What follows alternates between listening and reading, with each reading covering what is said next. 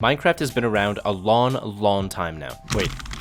11 years? Holy shit. And in the last decade, there's been a lot of community content made. And over the years, they've only gotten bigger and more impressive. With Minecraft Marketplace now, and there being tools and programs that make modding a breeze. And even some servers today are almost entirely different games, with entire companies with professional staff working on them. And this is all good, don't get me wrong. But sometimes I like to look back at the early days of Minecraft. And some of the creations from back then. Back when people barely knew what they were doing. It just felt a little more personal. I don't know. So today I'm going to show off my personal favorite mods from back in the day, specifically ones that aren't around today and seem kind of forgotten despite being immensely popular for their time.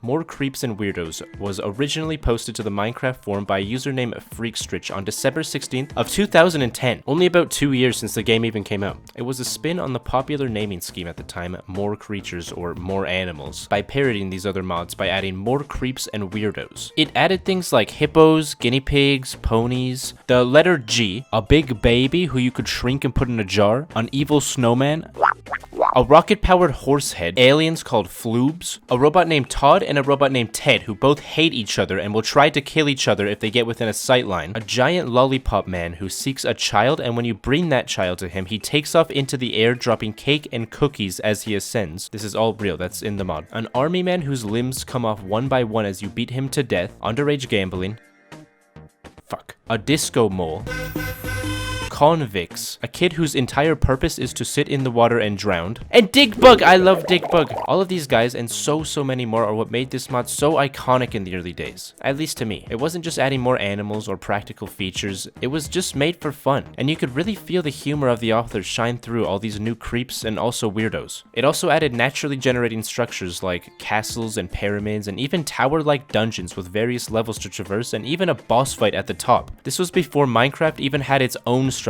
in vanilla, before villages, before desert temples, before the end. This mod came out when there was only 10 hearts and a hotbar. Originally released for Minecraft Beta 1.3.1, it was updated all the way till release 1.2.5. After that, the original author Freakstrich stopped posting and the project became abandoned. But there has been some recreations for modern Minecraft. This mod was extremely ambitious for the time, and it just has so much personality to it. It's one of my favorites. It's not the most complex, complicated, or even at all useful mod. It's just a bunch of weirdos after all, but it's by far one of the most fun. And oh my god, fuck off, Floop!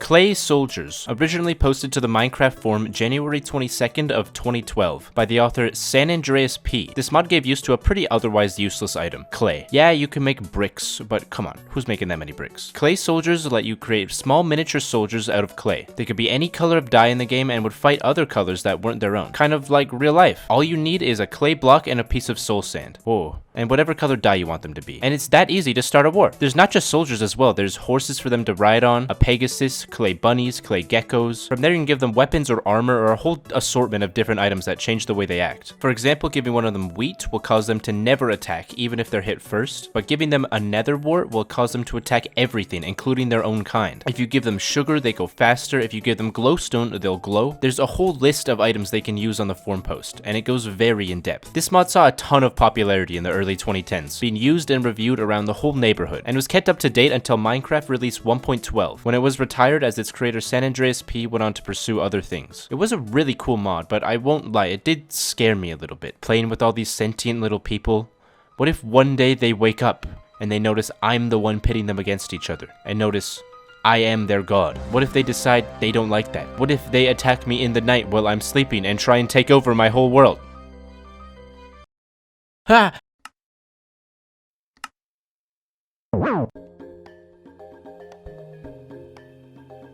The next one is a few mods in one. You see, there was no creative mode in the beginning of Minecraft, just survival. No flying, no god mode, no infinite items. Just you, your world, and 10 hearts. Now, obviously, this was no good. Somehow, people are going to find a way to cheat stuff in. It's human nature. Minecraft is no exception to that. And there were multiple resources you could use to accomplish different things. The first task is, how do I spawn in items? The first way was with Inventory Edit, or Invedit for short. Basically, a program that let you import a world and add or remove things in your their inventory. This may seem barbaric today, but me as well as many other kids way back when used it to cheat 111 diamond blocks into our inventories. The second, much more efficient way was by installing too many items. This is a staple Minecraft mod, even today, so I'm sure I don't have to tell you what it is or what it does, but for those who don't know, it's a very cleverly named mod that gives you a similar menu to creative mode, with pages listing every block in the game that you can click to spawn directly into your inventory. It may not be necessary today, but before creative mode, it was by far the best solution for cheating items in. So items, check. Now, how do you fly without creative? You download Fly mod. This one requires almost no explanation. It was a mod you installed,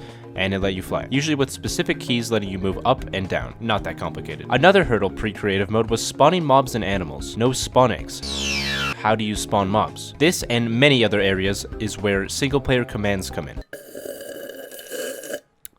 At one point, there was no chat in single player though. It's weird to even picture that now, but at the time there wasn't really a point. Installing single player commands pretty much just allowed you access to any commands that you'd find on a multiplayer server. But in single player, you could /spawn mobs, use /through to go through walls, use world edit for building, use god mode, but it even had a couple commands that were completely unique to single player, like super pickaxe, which gave you a super pickaxe, and freeze cam, which would freeze your view and allow you to walk around and see yourself in the third person. I actually used this as a kid a lot. Whenever I wanted to record like a machinima or a skit in Minecraft, but I was too scared to ask my friends for help, I would use this. Obviously, though, Minecraft officially added commands into single player eventually, and single player commands became obsolete, and its last update was for Minecraft Beta 1.6.2. And as Minecraft updated and improved over time, all of these quality of life mods slowly faded away due to most of their features just being added to the base game now. But it's really interesting to look back on how the community made do to implement features like these themselves before the game even did. You could probably even argue that without some of these mods, the features they presented may have not ever even been added to the game.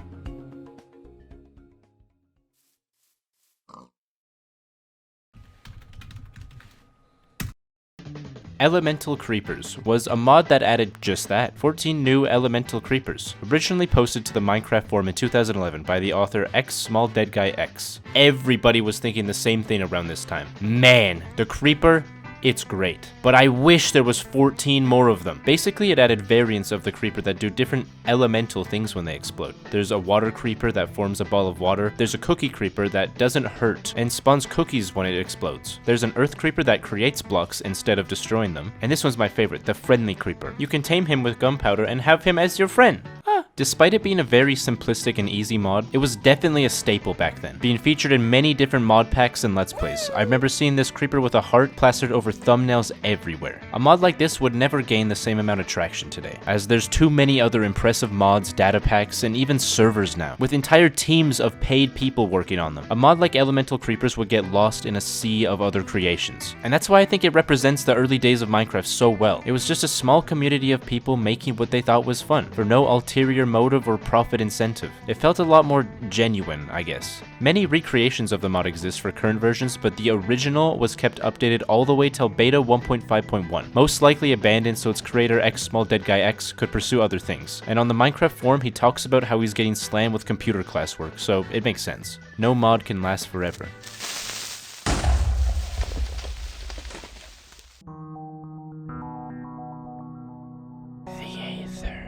Is the final mod I'm going to talk about. Hey, that's not forgotten. I remember it. Shut up! Shut up! I know that nobody has forgotten about the Aether. It is one of the most recognizable and popular Minecraft mods of all time. So why is it in this list of long forgotten mods? Well, it's true everybody remembers it. The whole meme with the water bucket and the glowstone. I've seen beautiful artistic pieces commemorating this one moment of disappointment that so many shared. Everybody knows it. But this list isn't just for mods that have been forgotten. It's also about mods that were very important and influential to the early days of Minecraft. And the Aether is all of those more than any other mod on this list. Obviously, it's the fucking Aether, originally posted to the forum by KeenBDogs on July 22nd, 2011. The Aether was a collaborative effort between KeenBDogs, Shaka, Kodaichi, Flan, and 303. I don't know if I'm pronouncing those right. All known for their mods in the past. You might recognize the name KeenBDogs. His work on the Aether eventually led him to work on the actual game at Mojang as a developer today. That's the level of talent that was working on this mod. I should not have to tell you that the Aether was not your run-of-the-mill Minecraft mod. Most mods like I've talked about today were very small little modifications to the base game at this point. The Aether was anything but. The Aether added new blocks, new mobs, flying pigs, flying cows, whales that fly also and make sounds. New ores, new pickaxes, new tools, dungeons, bosses, clouds, an entirely new dimension, entirely new world generation, and this fat sheep. It was fucking insane for its time. It'd be fucking insane today. They were developing almost an entirely new game that all existed within Minecraft. There was even a point it was rumored that the Aether would be officially added to the game due to its faithfulness to the base style and feel that Minecraft has. And at one point, a developmental sky dimension was even added to the game. This never came to fruition though, and that third dimension was repurposed into the end, though it did kinda get an official release. There was a completely stolen version of the Aether available on the Minecraft marketplace for a while, created by completely different people without permission from the original authors, with Kinby Dogs even expressing his disapproval with it on Twitter. That's a whole nother story though. The Aether is the pinnacle of what modding is, and a testament to how committed and talented the community of a game can really be, and will go down as one of the most iconic mods in all of Minecraft history. So there you have it, 5 mods that are very special to me, that helped shape the early Minecraft community. Today's Minecraft is completely different, with a sea of creations to look through. But it's fun just to look back at when no one really knew what they were doing, when people were just figuring out how to mod the game, and when smaller mods like these could still rise to the top. These pioneers of the early days helped shape the Minecraft we have today. I mean that by influence, and also how some of the mod devs just actually work on the game now. What about you? Did you play any of these? Or is there another mod you really liked from back then that you think I should have covered? Let me know in the comments. I would love to hear any stories you have. Thank you so much for sticking with me to the end, and thank you for watching. I hope you either learned something if you didn't play back then, or weren't born, or if you did play back then, got to kind of relive some of those memories. Feel free to like or subscribe if you like, and I guess I'll see you guys in the next one!